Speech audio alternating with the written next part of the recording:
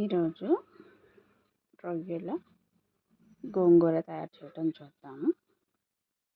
అందరూ బాగున్నారా?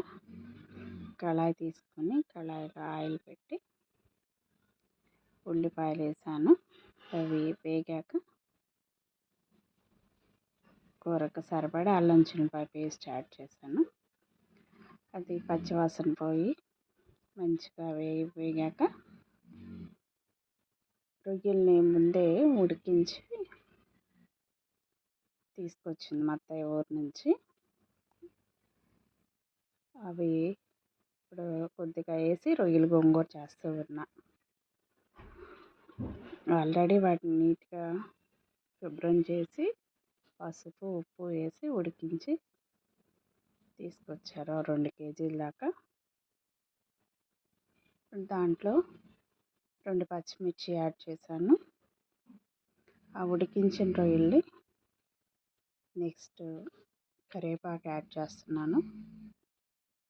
ఈ కరివేపాకు, పచ్చిమిర్చి, ఉల్లిపాయ ఇవన్నీ నీట్గా ఫ్రై అయ్యాక ఉడికించి పెట్టిన రొయ్యలు వేస్తున్నాను. ఇవి ఒక 4-5 ఐటమ్స్లో వాడుకోవచ్చు. 4 టైమ్స్ దాకా వాడుకోవచ్చు. ఫ్రిడ్జ్లో పెట్టుకొని చక్కగా పసుపు, ఉప్పు, కొద్దిగా కారం కూడా వేసి ఉడికించి తెచ్చారు మా అత్తయ్య గారు. ఇప్పుడు దీంట్లో కొంచెం ఉప్పు యాడ్ చేశాను. ఇవి ఆల్రెడీ ఉడికే ఉన్నాయి కాబట్టి ఎక్కువ టైం తీసుకోదు.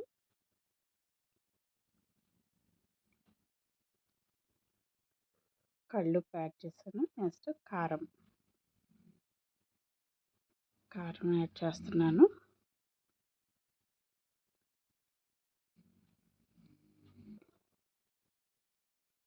ఇది కొంచెం నాన్ వెజ్ ఐటమ్స్ కాబట్టి కొద్దిగా కారం ఎక్కువే పడుతుంది.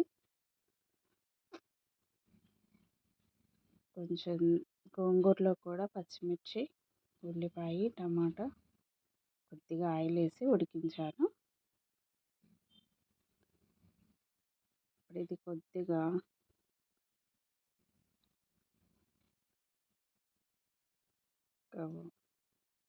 తాలింపు అయిపోయింది. రొయ్యలు దీనిలో గోంగూర యాడ్ చేయాలి. మెదిపి పెట్టుకున్నాను. ఈ గోంగూర చికెన్ ఒకటి వీడియో ఛానల్లో లింక్లో ఉంటుంది, చూడండి.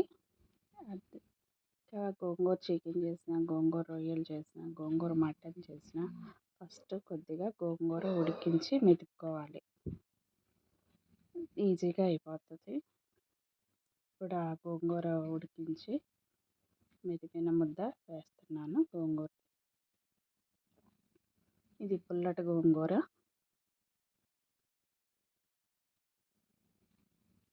అది కలిసేలా మొత్తం కలుపుకోవాలి.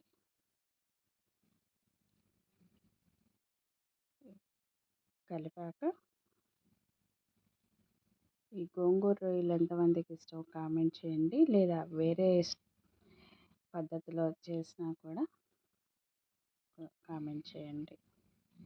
వీడియో నచ్చితే లైక్ చేయండి, షేర్ చేయండి, సబ్స్క్రైబ్ చేయండి. ఇప్పుడు గోంగూర కలిసేలా కలిపాము. ఇంకొంచెం వాటర్ యాడ్ చేస్తే ఆ పులుపు అంతా రొయ్యలకు పడుతుంది. దీంతోపాటు 1/2 స్పూన్ గరం మసాలా యాడ్ చేశాను.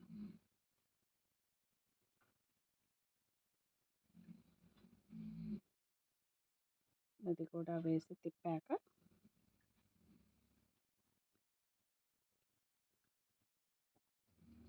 కొంచెం ఒక 2-3 స్పూన్లు వాటర్ యాడ్ చేశాను. ఇప్పుడు గోంగూర యాడ్ చేశాను కదా, ఆ గోంగూర రొయ్యలు మొత్తం ఈవెన్గా మిక్స్ అయ్యి కూర టేస్ట్గా తయారవడానికి.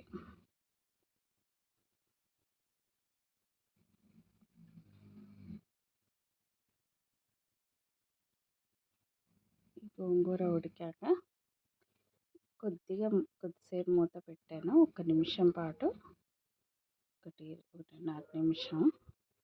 ఆయిల్ పైకి వచ్చి కనిపిస్తూ ఉంటుంది. అప్పుడు గోంగూర రొయ్యలు మొత్తం మిక్స్ అయినట్టు, కూర కూడా ఉడికినట్టు.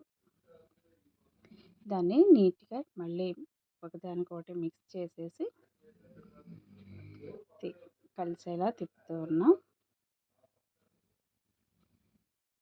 నీట్గా తయారవుతుంది గోంగూర.